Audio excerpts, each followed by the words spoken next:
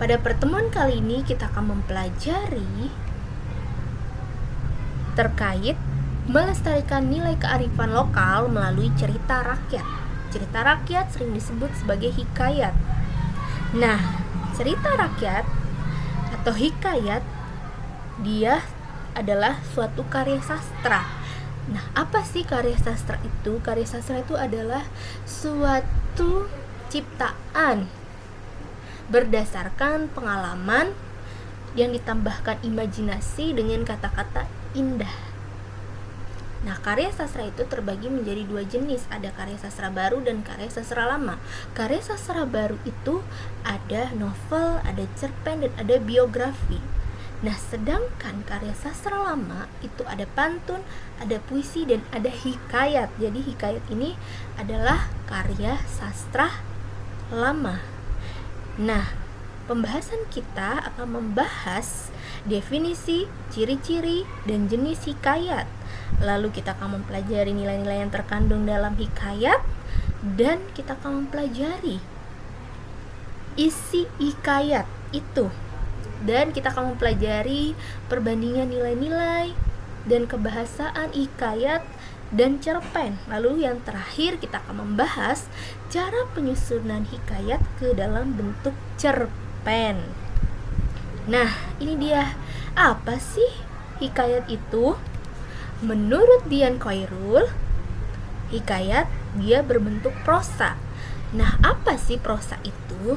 Prosa itu adalah karya sastra yang berbentuk karangan bebas yang tidak terikat oleh irama. Nah, kalau yang terikat itu kan seperti pantun tuh, A B itu A gitu. Nah, itu terikat. Nah, kalau prosa dia ini tidak terikat gitu ya. Nah, yang mengisahkan kehidupan keluarga istana atau kaum bangsawan. Nah, tokoh utamanya ini dia adalah orang-orang ternama, dan dia ini orangnya suci di sekitar istana itu, memiliki kesaktian, keajaiban. Itu dari si tokoh utama. Nah, hikayat ini fungsinya apa sih? Fungsinya sebagai media hiburan, pembangkit semangat. Nah, lalu ada karakteristik dari hikayat. Nah, karakteristiknya yang pertama itu anonim. Apa sih anonim itu? Anonim itu dia pengarangnya tidak diketahui gitu ya. Jadi dia ini milik bersama gitu. Nah, kemudian bersifat statis. Nah, bersifat statis itu maksudnya dia itu bersifatnya kaku gitu, teratur, dan kemudian menggunakan alur bahasa class. Dia yang bentuknya berulang-ulang gitu. Maksudnya dari hikayat yang satu dengan hikayat yang lainnya tuh hampir sama gitu alurnya, bahasanya gitu. Contohnya bahasanya menggunakan bahasa-bahasa nih, menggunakan bahasa-bahasa kata-kata arkais. Nih, contohnya dia Alkisah sebermula gitu. Ini gaya bahasa dari si Kleist tadi. Kata-katanya arkais ya, dengan masa lalu berciri kuno. Lanjut kita ke pembahasan yang tadi. Yang keempat, bersifat didaktis. Bersifat didaktis nih. Nah, apa itu bersifat didaktis? Dia ini bersifat mendidik, mengarahkan pada pengajaran gitu ya. Jadi dia itu ada pesan moral yang terdapat dalam cerita si hikayat ini. Yang kelima, terdapat kemustahilan di dalam ceritanya. Kemustahilan tuh karena dia ada unsur-unsur keajaibannya, mustahil kalau ada di kehidupan nyata gitu ya. Dan kemudian ada istana sentris. apa itu istana sentris. Istana sentris itu dia berpusatnya di dalam istana, ya.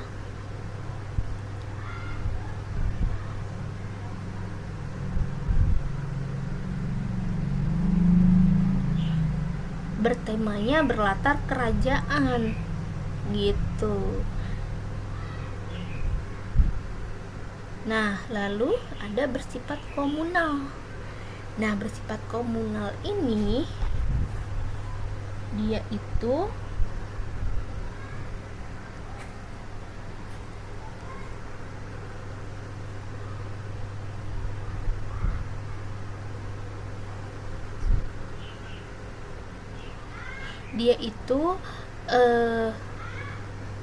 memiliki suatu sifat yang menjadi warisan. Karena tadi anonim, dia tidak ada nama pengarangnya, jadi dia bisa menjadi milik bersama gitu. Terus bersifat tradisional karena ada unsur-unsur kebudayaannya di dalam si hikayat. Terus menceritakan kisah universal manusia, menceritakan kisah manusia pada umumnya tuh seperti apa. Nah, lalu menceritakan kesaktian seorang tokoh. Jadi ya tadi dia punya kekuatan gitu. Di dalam si teks hikayat ini tokoh utamanya ini punya kekuatan gitu. Lanjut. Jenis hikayat berdasarkan historis itu ada sejarah. Jadi hikayat ini juga berkaitan dengan cerita sejarah juga tuh. Nah, yang pertama itu ada contohnya hikayat berunsur Hindu. Tuh, contohnya apa sih? Hikayat Pandawa 5 dan hikayat Sri Rama. Lalu yang kedua ada hikayat berunsur Hindu Islam. Contohnya ada hikayat Jaya Lengkara, hikayat si miskin nih yang sering diperdengarkan gitu, yang sering dibahas, yang sering erat di telinga kita. Terus ada hikayat Indra Putra. Terus ada hikayat berunsur Islam, contohnya hikayat 101 Malam dan hikayat Qamar al-Zaman. Kemudian ada jenis hikayat berdasarkan isi. Dia ada jenis rekaan, contohnya hikayat Malim Dewa. Rekaan berarti imajinasi nih di dalamnya ya. Nah, kemudian ada jenis sejarah, ada hikayat Hang Tuah yang sering diperdengarkan juga. Ada hikayat Raja-Raja Pasai. Gitu. Terus yang ketiga ada jenis biografi, ada hikayat Abdullah dan hikayat Sultan Ibrahim bin Adam. Nah, ini dia kisah hikayat dari hikayat Hang Tuah. Selamat menyimak. Di suatu hari di negeri jauh yang bernama Kerajaan Bintan, di sebuah rumah sederhana yang berdiri di pinggiran Sungai Duyung, hiduplah seorang anak yang bernama Hang Tuah, putra dari Hang Mahmud dan ibunya bernama Dang Merduati. Pada suatu malam, Hang Mahmud bermimpi bulan turun dari langit. Cahayanya penuh di atas kepala Hang Tuah. Kemudian Hang Mahmud terbangun dan mengangkat dan memeluk Hang Tuah. Suatu ketika, Hang Tuah dan keempat sahabatnya berhasil mengalahkan 4 perompak yang menyerang Tuan Bendahara. Tuan Bendahara kemudian mengangkat mereka sebagai anak angkatnya. Tuan Bendahara kemudian melaporkan tentang kehebatan mereka kepada Baginda Raja Shah Alam. Baginda Raja pun ikut merasakan kagum dan juga mengangkat mereka sebagai penjaga di istana. Saat mereka berada di istana, mereka sangat disayangi oleh Sultan. Ketika Raja Malaka yang ditemani prajurit terbaiknya, Hang Tuah dan sahabatnya pergi ke Majapahit untuk mengamar anak Raja Majapahit, yaitu Raden Galuh. Selama di Majapahit, Pati Gajah Mada yang tidak suka terhadap kerajaan Malaka mencoba membunuh prajurit yang terkenal gagah dan berani. yaitu Hang Tua. Berbagai cara Pati Gajah Mada membunuh Hang Tua, tetapi selalu gagal. Seorang Tomang Sari yang sakti pun tetap dapat dikalahkan oleh Hang Tua dengan diambil kerisnya. Hang Tua pun diberi gelar dengan Laksamana. Hang Jebat yang masih iri terhadap Hang Tua dan dia mengetahui bahwa di antara Hang Tua dan Tun Teja saling mencintai. Hang Jebat pun menjebak Hang Tua dan Tun Teja di depan Raja Malaka. Raja Malaka pun marah besar dan menghukum mati keduanya dengan tuduhan berzina. Akan tetapi hukuman itu tidak dijalankan. Tuan Bendahara yang sangat menyayangi Hang Tua menyembunyikan Hang Tua di sebuah hutan di hulu Malaka. Diangkatlah Hang Jebat menjadi Laksamana kerajaan Malaka. Hang Jebat melakukan pemberontakan terhadap pemerintahan Malaka yang rajanya berubah menjadi raja yang berbuat sewenang-wenang. Hang Jebat pun mengambil alih kekuasaan istana. Raja Malaka berlindung di rumah Tuan Bendahara dan mengaku menyesal karena telah membunuh Hang Tua. Akhirnya, buka rahasia bahwa sebenarnya Hang Tua belum mati. Hang Tua dibebaskan dan diperintahkan untuk membela raja.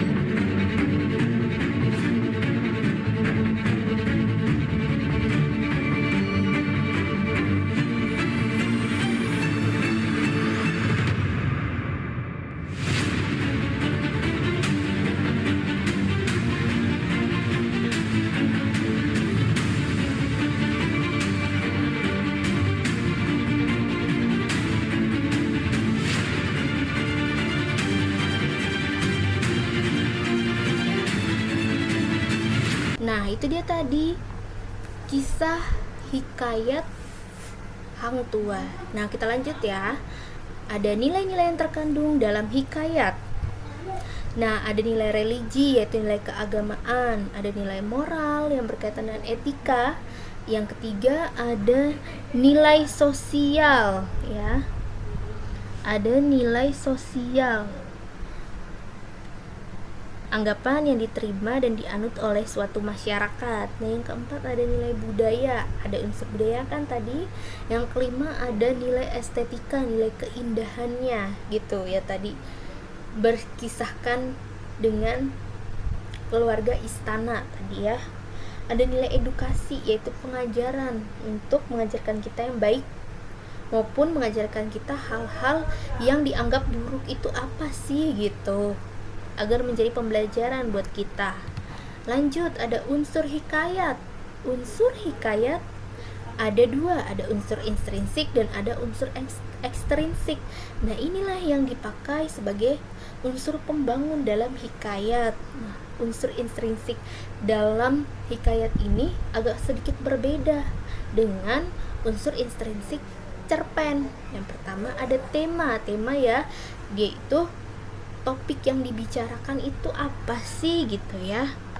Nah, lalu ada yang kedua ada amanat. Amanat ini ada pesan yang ingin disampaikan gitu.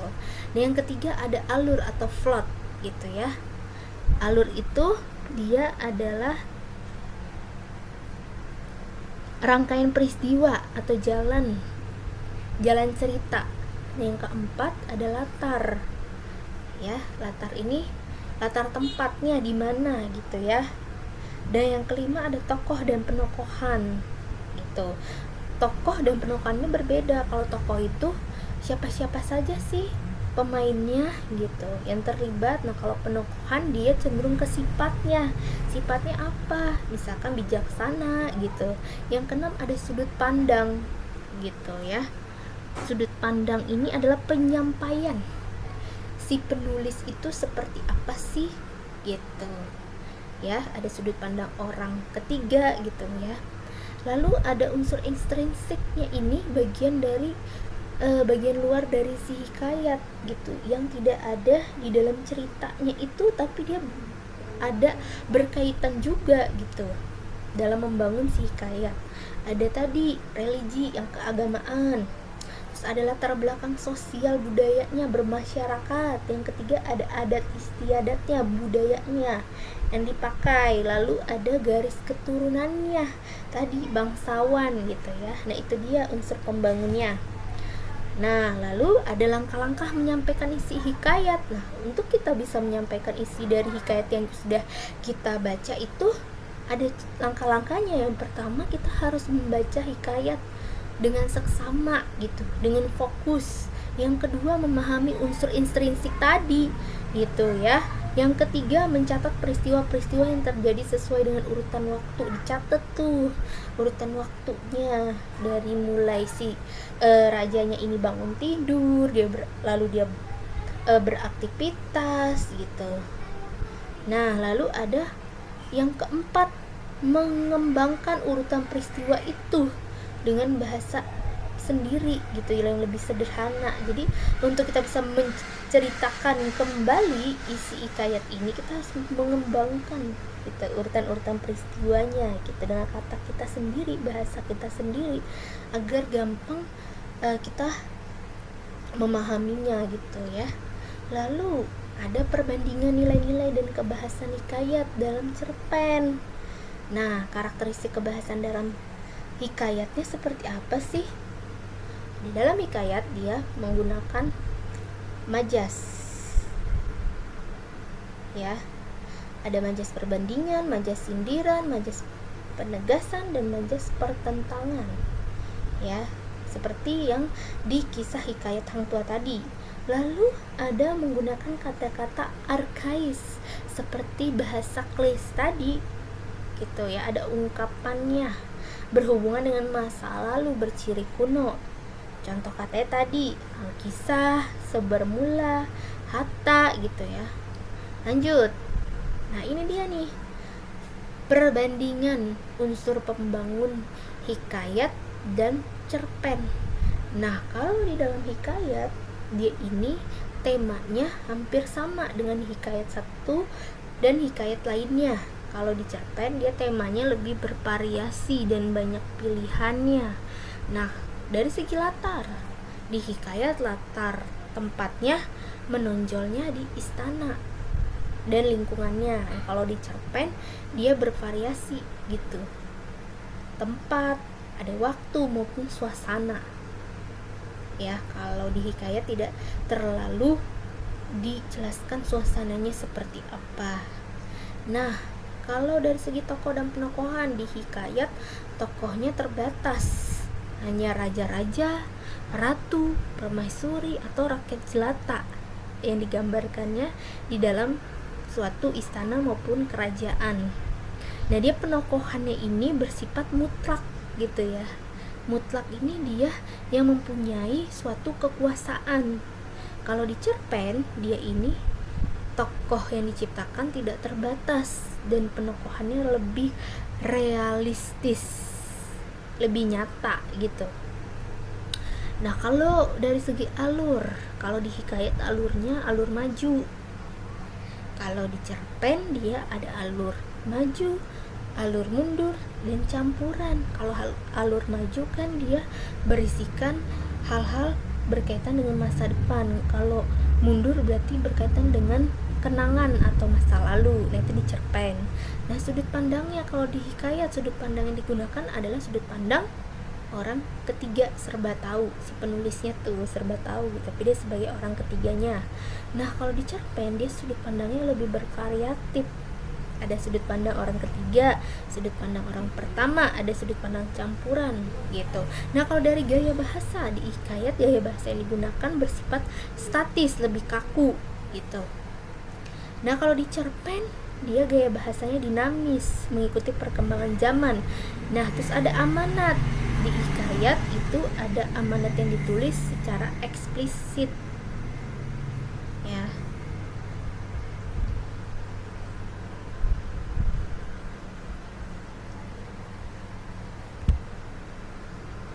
Eksplisit, dia secara terang-terangan, tidak berbelit-belit ya.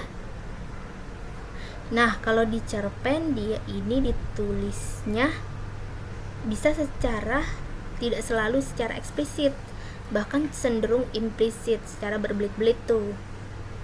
Nah, ada unsur ekstrinsiknya. Dari segi biografinya dia kan tadi anonim, pengarangnya tidak diketahui. Kalau di cerpen disebutkan tuh nama pengarangnya. Nah, kalau di segi nilai-nilai, kalau hikayat lebih menonjolkan ke nilai agama dan pendidikan. Kalau cerpen dia lebih beragam, ada tentang sosialnya, ada nilai budayanya, nilai agama, ada nilai pendidikan. Nah, yang terakhir nih, ada cara penyusunan hikayat ke dalam bentuk cerpen. Langkah-langkah penyusunan hikayat dalam bentuk cerpen itu, yang pertama kita membuat sinopsisnya dulu. Gitu. Penggalan cerita hikayatnya. Gitu. Cerita ini berkisahkan ini gitu. Lalu yang kedua membuat poin-poin konflik-konflik antar tokoh dalam penggalan hikayat tersebut. Konflik-konfliknya apa aja nih gitu. Nah, yang ketiga memilih konflik yang menarik dan mengesankan berdasarkan data konflik yang sudah dibuat tadi. Lalu yang keempat, kita kembangkan nih pilihan konflik tersebut menjadi cerpen. Lalu ada penyampaian hikayat bentuk cerpen. Ya, ada aspek-aspek yang harus diperhatikan. Yang pertama, ceritanya harus runtut dan berurutan gitu, tidak boleh diganti-ganti. Lalu yang kedua, dalam kita menyampaikan hikayat ke dalam bentuk cerpen ini, kita harus memperhatikan suara dan lafal intonasinya.